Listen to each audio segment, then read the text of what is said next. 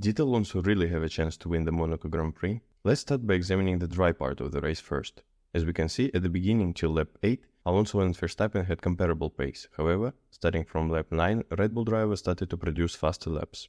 During laps 9 to 24, Verstappen was faster than Alonso by 6 tenths per lap on average. However, it is important to mention that Spanish drivers started on hards, while Verstappen was on mediums. Therefore, this difference was at least partly due to compound difference. Ocon, for instance, who also started on mediums, throughout this stint was 1.2 seconds slower per lap on average compared to Verstappen, which indicates that Aston Martin is far ahead of Alpine in terms of speed.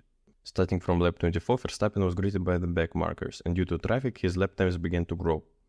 This explains the fast Alonso times, who was lapping 0.7 seconds faster on average than Verstappen during laps 25 to 33. Matter of fact, the Dutch driver was only the 6th fastest man in the field during this stage.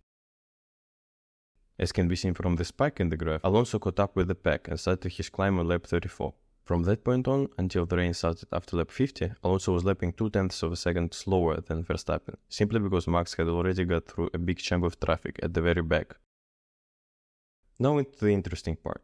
Both drivers had their pit stop to interest on lap 55. However, Alonso additionally visited the pit lane on lap 54 to put on new mediums. Verstappen's laps 54 added up to around 1 minute and 39 seconds, while Alonso's unnecessary pit stop lap was 1 minute 50.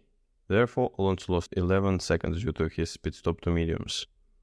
On lap 56, after both leaders pitted, the difference between them was 19.5 seconds. So even if Alonso didn't pit for mediums, the difference between them would probably be somewhere around 8 seconds, which is not that close. Even if the difference between them was 8 seconds, Alonso wouldn't have been able to catch up with Verstappen either, despite the fact that through laps 57 to 60 Alonso was 1.5 seconds faster on average per lap compared to Verstappen. From lap 61 and to the end of the race, Alonso was lapping on average 6 tenths of a second slower than Verstappen.